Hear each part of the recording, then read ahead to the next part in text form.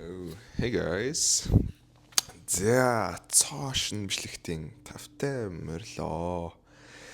За өнөөдрийн бичлэгээр бүгдээрээ бас миний нэлээд сүулдэж ойлгож байсан. За тэгээд ойлгосноос хойш болвол амьдралд маань нэлээд хүчтэй нөлөө үзүүлээд явж байгаа. Тэгээд ер нь бол баг энийг би бол баг хүн хөлтөл амьдралынхаа философи болгож ашиглаж явах байх гэж бодож байгаа тэр сэдвийг өнөөдөр хуваалцъя. За тэгээд тэр сэдв маань юу байх вэ гэхлээр яагаад үйлдэл гэдэг зүйл амжилтын амин судас юм бэ? Яагаад магадгүй баг үйлдэл гэдэг зүйлээс өөр зүйл баг хинт ч хамаагүй вэ гэдэг сэдвийн тухай ярилцъя. Тэгээд ер нь бол маш ойлгомжтой сонсогдчих магадгүй. Тэгээд ягаад ч юм тийм хэдүүлээ өнөөдрийн бичлэг дээр яг юуг ойлгох вэ гэхээр ягаад ихэнх хүмүүсийн хувьд яг ажилдаа хамаатай, яг зорилгод нь хамгийн их хамаатай, тухайн хүний амжилтанд одоо хамгийн их хамаатай тэр зүйлийг юусоо хийдэггүй. Тэгээд тэр зүйлээс бусад зүйлийг хийж байгаагаа ягаад тийм юм хийж байгаа юм шиг бодоод тийм ингээл цухтаагаал яваад идэг вэ гэдэг зүйлийн тухай ярилцъя. Тэгээд энийг ойлгосны дараа бол та нарын хувьд би юу гэж ойлгож байгаа вэ гэхээр юу гэж найдаж байгаа вэ гэхээр тийм илүү үйлдэл төвтэй хүн болоосой одоо тийм хэрвээ төөгөг үздэг бол бүгдээрээ сайн мэдж байгаа тийм үйлдэл ав гэдэг. Тийм би бол үйлдэл ав гэж хэлдэггүй үйлдэл хий гэж хэлэх дуртай. Тэгэхээр энэ тухай ярилцъя. Нилийн юу байна хаа гэдэгт бол огтонч эргэлцэхгүй байна. За тэгэхээр ердөөсөө одоо ер нь бол ингээл айгүй амьдрал айгүй ойлгомжтой болж хэлж юм л да. Ер нь бол яаж хүн гараасаа юм гаргадгийг, яаж хүн амьдралд урагшилж хөдөлдгийг тийм гэх мэт зүйлс бол надад айгүй ойлгомжтой санагдаж байгаа юм. Тэгээд яадаг вэ гэхээр ердөөсөө бид нэр амжилттай амьдрахыг хүсэж байна. Бид нар амжилтын ардаас бүгдээрээ явж байна. Чи вэ нөө, би вэ нөө, тэг хүүхэд вэ нөө, тэг хүний амьдралыг аз жаргалтай болгож байгаа, илүү утга учиртай болгож байгаа, илүү дараачин түвшин дээр гаргаж ирж байгаа зүйл болвол бид нар амжилтыг зорж байна. Тэгвэл яаж амжилт гэж юу юм? Амжилтандаа яаж хүрэх юм? Тэг юуг баримталж ийж, тэг бид нэр гарч ирэх юм бэ гэдэг тийм одоо асуудал гарч ирж байгаа. Энэ бичлэгэн дээр бол мэдээж би хүн болгоны нөхцөл байдал дээр яг энийг үзэж байгаа чамд яана гэж бол байхгүй. Тэ яг тохирсон тийм зөвлөгөө өгч чадна гэж бол байхгүй. Юуг өгч чадах вэ гэхэлэр баримтлах зарчмыг өгч чадна. Ийм зарчмыг баримтлаад өдөр тутамдаа бодоод тархиныхаа арталт ингээд санаад явчих юм болвол нэлээд үр дүнтэй байна шүү. Нэлээд одоо тийм хэрэгцээтэй байна шүү гэсэн тэрийг бол хуваалцаж чадна. Тэгээд үнэхээр миний амьдралд бол энэ концепт бол маш нөлөөтэй байсан. Тэгээ байсаарч байгаа. Тэгээд би баг зүгээр хүнтэй уулзаал 2 минутын дотор хэр үйлдэл төвтэй хүн юм, хэр яг ажилдаа хамаатай зүйлсүүдийг хийж чаддаг хүн юм гэдгээс нь хараад хэр амжилттай хүн бэ гэдгийг шууд хэлж чадна гэсэн үг. Байх нэ. Окей. За тэгвэл нь штэ. Тэгвэл үндсэн санаа маань ямар утгатай вэ гэхээр ердөөсөө л ийм санаа байгаа юм.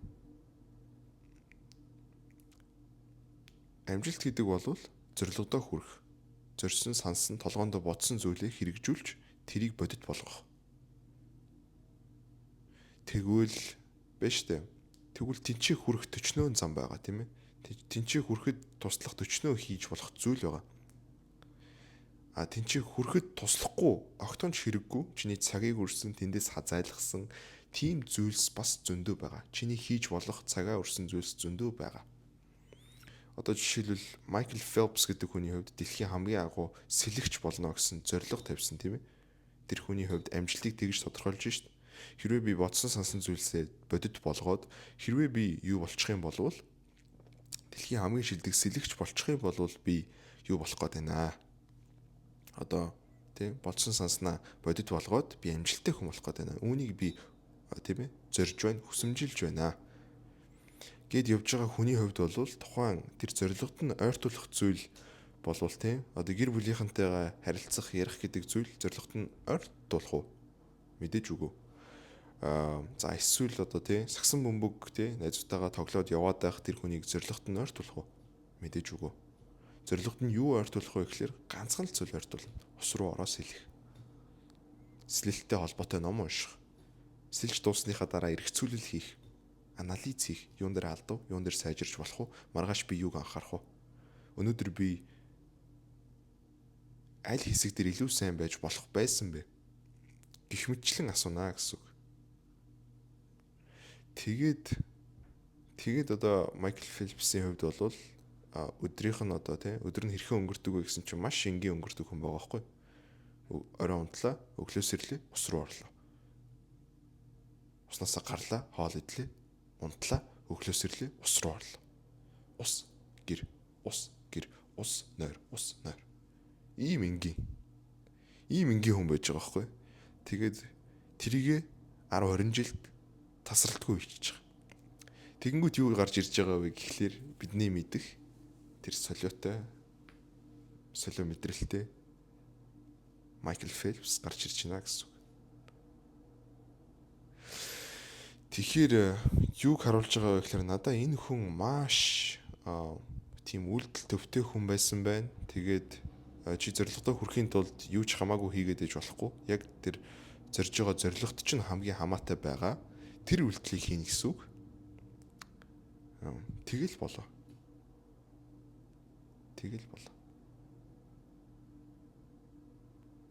Тэгээд чиний өөр одоо тэг хийж болох ямар ч зүйлтэй бүр ингээд харьцуулшгүй хэмжээнд хамгийн хамаатай, хамгийн чамд нөлөөтэй, чамайг амжилтанд хүргэх зүйл болвол ердөөсөө л хийх баг. Зорилготойгоо холбоотой зүйл хийх баг. Тэр тухай бодох биш, тэр тухай хийж ийн гэж хүнтэй ярилцах биш, тэр тухай тийм ээ Facebook дээр би инглээ тэглээ гэж постлж зарлах биш.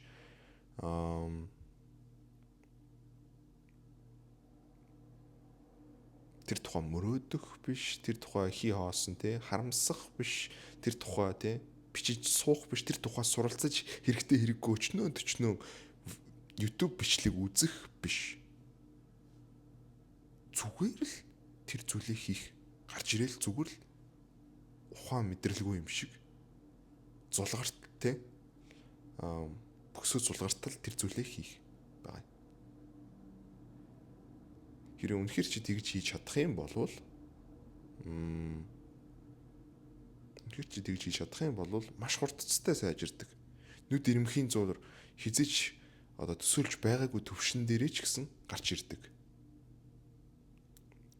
Бага байхгүй. Эсвэргээрээ одоо дийлэнх хүмүүсийн тий одоо массын 80%, 90%, 95% хүмүүсийн яаж амьдраад байгаа вэ гэхээр ердөөсөө л зүхтааж амьдраад байгаа. Нэг үг нь бодсон юм байгаад байдаг. За нэг гадаадд сурчмаар байдаг. За нэг англи хэл сурчмаар байдаг. За нэг өөртөө жоох ихтгэлтэй болчмоор байдаг. За нэг тий гоё спорт хийчмээр байдаг. За what the fuck bro. Ингээл байгаад байдаг. За ингээд нэг YouTube бичлэг үзчихээ те ингээл өчнөө одлон мэдээлэл аваалаа. Тэг ингээл юм сурж байгаа юм шиг өөрийгөө те оюуны гар хангалга гэж хэлээд байгаа шүү дээ. Тим зүйл хийгээлээ те мөрөөдөл найзтайгаа яриалаа те Facebook дээр ингээл ингүүл гоё тэгүүл гоё ингээл байгаалаа. Тэгээд бүтэн жил өнгөрлөө огтхон шахаагүй. Англи хэл яг байранда. Өөртөө итгэл чинь яг байранда. Өссөн хөгжсөн зүйл юусооч байхгүй. Тэгээд үүний шалтгаан юу вэ? Чи огтонч үйлдэл төвтэй байгаагүй байсан байна. Тэгээд бас нэг маш хатуугаар ойлгох ёстой зүйл чинь юу вэ гэхээр цорын ганц хамаатай зүйл болвол өөр юу ч биш гэхдээ үйлдэл. Өөр юу ч хамаагүй. Чи энэ бичлэгийг үзэж байгаа те амар мундаг би их юм ойлгож ин доо би ингээл яаж ин даа гэж ингэж бодогдчихл байгаа байх. Гэхдээ яг үнэндээ бол энэ бичлэг хүртэл хамаагүй. Чиний тий энэ одоо бас миний гаргаж ирсэн хамгийн том алдаануудын нэг маш их YouTube бичлэг үздэг байсан тийм их юм сураалгаа юм шиг тийм бодоол яваад байдаг. Маш их хүнтэй нэтворк хийгээл. Нэтворкинг гэдэг нэг хогийн юм одоо бас гараад ирсэн байна. Тэ хүнтэй танилц хүрээлээд гээл what? Чи юу хийж бүтээгээд байгаа юм бэ? Юу чи гараасаа гаргаад байгаа? Ямар атсаа хийгээд хүнтэй танилцаа яваад байгаа? Тийм networking гэдэг чинь бас нэгэн төрлийн гар хангалага байгаа байхгүй.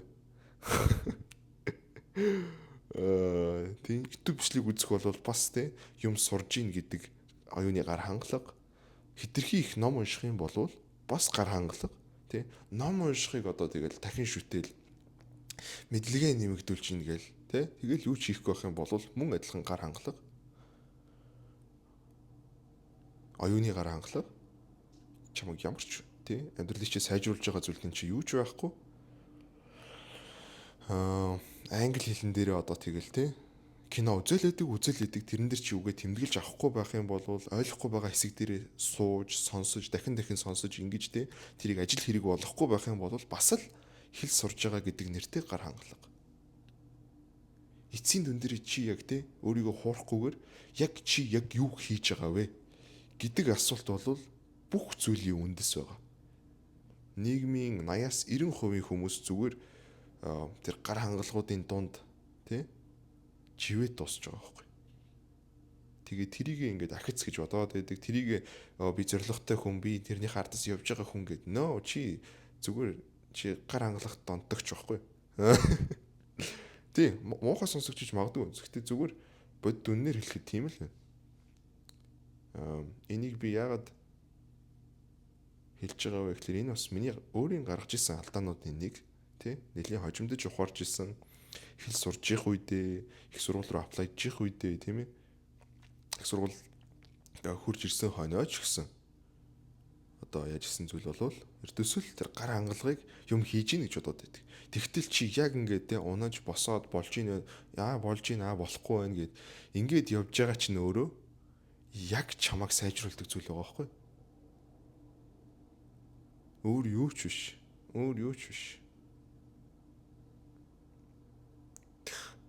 Энийг бол аль эртхэн ухамсарлах тусмаа чиний амьдралд үнэхээр том өөрчлөлтийг гаргах бүрэн боломжтой. Чи ухамсарлахгүй ингээл яваад ах юм бол тэгэл гар хангалах хийсээр байгаа л дуусна гэсэн үг. 30 хүрлээ 40 хүрлээ амьдрал чинь нэг л байрандаа л байна.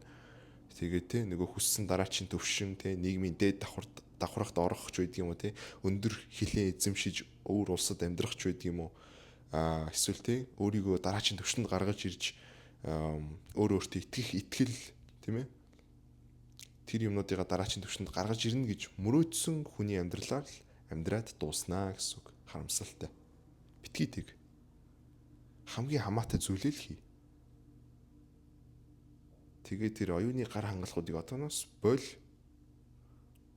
ном унших, YouTube бичлэг хитрхи их үзэх, хүн амьтантай network хийж гадар дотор баахан явах. What the fuck is that? Тэг юугаа хийгээ яваад байгаа юм. Чи гараас юу ч гарахгүй шүү дээ. Ажил хэрэг чи яаж урагшилж байгаа юм? Яг хөө хажууд чинь байгаа хүний энерги чамд нөлөөлдөг л дөө. Маш чухал зүйлсүүдийн нэг мөн. Гэхдээ чи зүгээр л энэ хүнтэй л ингээ ярьчих юм бол би ингээл хүмүүстэй ингээл яриад явах юм бол амьдрал сайжрах бах та гэдэг юм байхгүй шүү дээ. Энийг бүр тусдаа бичлэгэн дээр хэдүүлээ ярина. Тэгээд тиймэрхүү л байна да. За тэгээд гацалтнаас гарч амьдралаа дараачийн түвшин дээр гаргаж ирэх сонирхолтой байгаа залуучууд байх юм бол доор уулзалт товлож болно.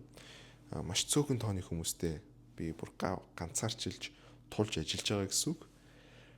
Тэгээд and I will see you in the next one.